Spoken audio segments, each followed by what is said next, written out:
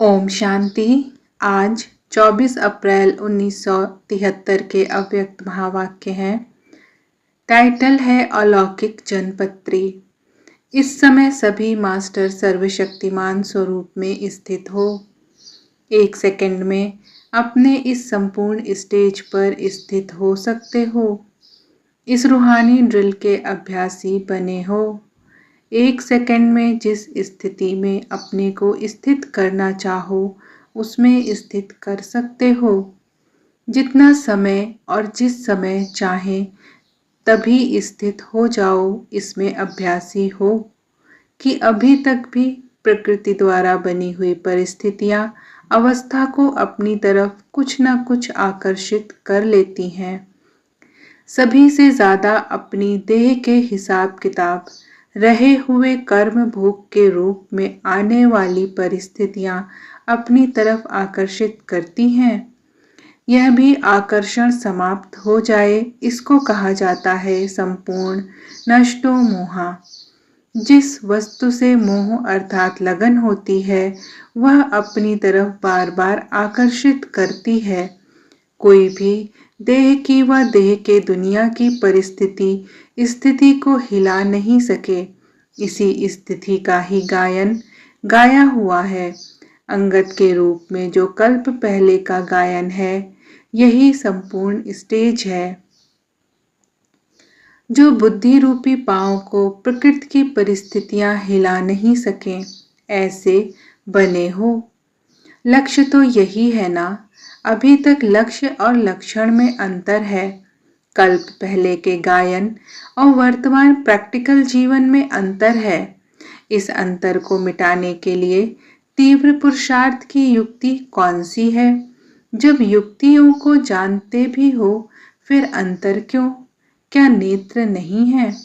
या नेत्र भी हैं लेकिन नेत्र को योग्य समय पर यूज करने की योग्यता नहीं है। जितनी योग्यता उतनी महानता दिखाई देती है।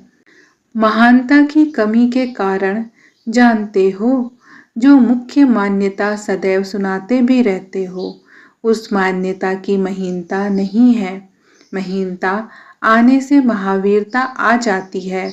महावीरता अर्थात महानता। तो फिर कमी किस बात की रही? महीनता की। महीन वस्तु तो किसी में भी समा सकती है। बिना महीनता के कोई भी वस्तु जहाँ जैसा समाना चाहे वैसे समा नहीं सकती। जितनी जो वस्तु महीन होती है उतनी माननीय भी होती है, पावरफुल होती है। तो अपने आप से पूछो कि पहली मान्यता वह सर्व मान्यताओं में श्रेष्ठ मान्यता कौन सी है? श्रीमत ही आपकी मान्यता है। तो पहली मान्यता क्या है? देह सहित सभी कुछ भूलना। किसी ने कहा देह सहित सभी कुछ भूलना। छोड़ो या भूलो, भूलना भी छोड़ना है। पास रहते भी अगर भूले हुए हैं तो छोड़ा हुआ है। भूलना भी गोया छोड़ना है। जैसे देखो सन्यासियों के लिए आप लोग चैलेंज करते हो कि उन्होंने छोड़ा नहीं है। कहते हैं घर बार छोड़ा है लेकिन छोड़ा नहीं है क्योंकि भूले हुए नहीं हैं। ऐसे ही अगर सर्कमस्टांसेस प्रमाण बाहर के रूप से अगर छोड़ा भी अर्थात किनारा भी किया लेकिन मन से यदि भूले नहीं तो क्या उसको छोड़ना कहेंगे? यहाँ छोड़ने का अर्थ क्या हुआ? मन से भूलना। मन से तो आप भूले हो ना, तो छोड़ा है ना, या कि अभी छोड़ना है? अगर अभी तक भी कहेंगे कि छोड़ना है तो फिर बहुत समय से छोड़ने वालों की लिस्ट से निकल अभी से छोड़ने वालों की लिस्ट में आ जाएंगे। जिन्होंने जब से मन से त्याग किया अर्थात कोई भी देह के बंधन व देह के संबंध को 1 सेकंड में त्याग कर दिया, उनकी वह तिथि तारीख और वेला सभी ड्रामा में वह बाप दादा के पास नोंदी हुई है। जैसे आजकल ज्योतिष विद्या को जानने वाले जन्म की तिथि और वेला के प्रमाण अपनी यथा योग्य नॉलेज के आधार से भविष्य जन्मपत्री बनाते हैं। उन्हों का भी आधार तिथि, वेला और स्थिति है। वे लोग परिस्थिति को देखते हैं, किस परिस्थिति में पैदा हुआ, यहाँ उस वेला के समय स्थिति को देखा जाता है। जन्मते ही किस स्थिति में रहे, उसी आधार पर यहाँ भी हर एक के भविष्य प्रारब्ध का आधार है। तो आप लोग भी इन तीनों बातों की तिथि, वेला की स्थिति को जानते हुए अपने संगम युग की प्रारब्ध व संगम युग की भविष्य स्थिति और भविष्य जन्म की प्रारब्ध अपने आप भी जान सकते हो। एक एक बात की प्राप्ति वह प्रैक्टिकल जीवन के साथ संबंधित है। यह है ही अपने तकदीर को जानने का नेत्र।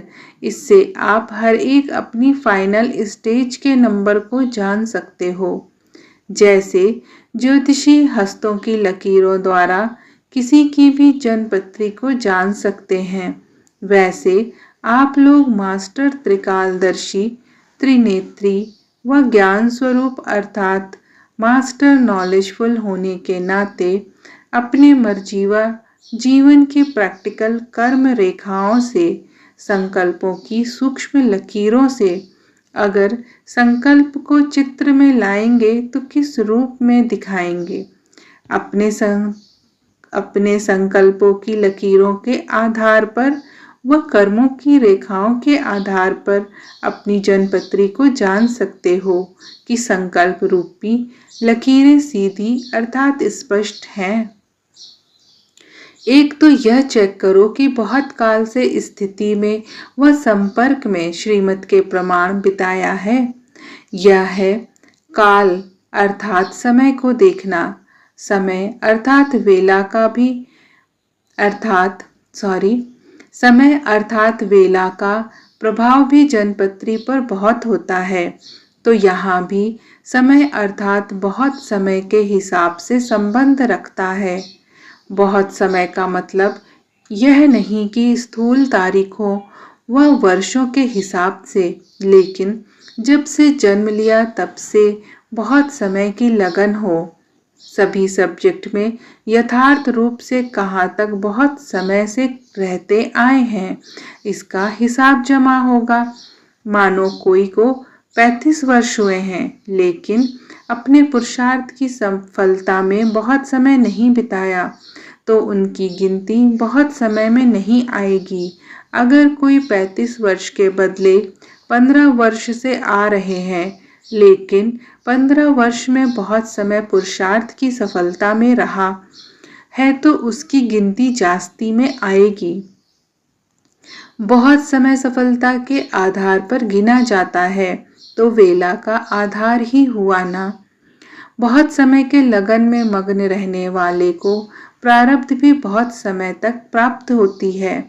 अल्पकाल की सफलता वालों की अल्पकाल अर्थात 21 जन्मों में थोड़े जन्म की ही प्रारब्ध होती है, बाकी साधारण प्रारब्ध। इसलिए ज्योतिषी लोग भी वेला को महत्व देते हैं। बहुत काल से निर्विघ्न अर्थात कर्मों की रेखा क्लियर हो, उसका आधार जन्मपत्री पर होता है।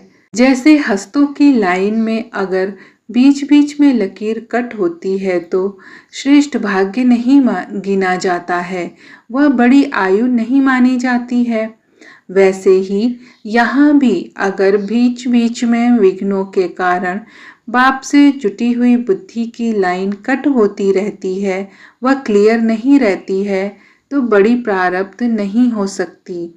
अभी अपने आप को जान सकेंगे कि हमारी जन्मपत्री क्या है, किस पद की प्राप्ति नूंधी हुई है। जन्मपत्री में दशाएं भी देखते हैं। जैसे बृहस्पति की दशा रहती है, क्या बहुत समय बृहस्पति की दशा रहती है या बार बार दशा बदलती रहती है? कभी बृहस्पति की, कभी राहु की। अगर बार बार बदलती है अर्थात निर्विघ्न नहीं है, तो प्रारब्ध भी बहुत समय के लिए निर्विघ्न राज्य में नहीं पा सकते। तो यह दशाएं चेक करो कि शुरू से लेकर अभी तक कौन सी दशा रही है। जनपत्री में राशि देखते हैं, यहाँ कौन सी राशि है? यहाँ 3 राशि है। एक है महारथी की राशि, दूसरी है घोड़े सवार की और तीसरे है प्यादे की। इन तीनों में से अपनी राशि को भी देखो कि शुरू से अर्थात जन्म से ही पुरुषार्थ की राशि महारथी की रही या घुड़सवार या प्यादे की रही है। इस राशि के हिसाब से भी जनपत्री का मालूम पड़ जाता है। मास्टर त्रिकालदर्शी व ज्ञान स्वरूप बन अपनी जनपत्री स्वयं ही चेक करो और अपने भविष्य को देखो। राशि को व दशा को व लकीरों को बदल भी सकते हैं। परखने के बाद, चेक करने के बाद फिर चेंज करने का साधन अपनाना। स्थूल नॉलेज में भी कई साधन बताते हैं। यहाँ तो साधन को जानते हो ना, तो साधनों द्वारा संपूर्ण सिद्धि को प्राप्त करो। समझा? ऐसे ज्ञान स्वरूप बुद्धि द्वारा सिद्धि को प्राप्त करने वाले, संपूर्णता को अपने जीवन से प्रत्यक्ष दिलाने वाले, सदा अपनी स्व स्थिति से परिस्थिति को पार करने वाले महावीरों को बाप दादा का याद, प्यार और नमस्ते।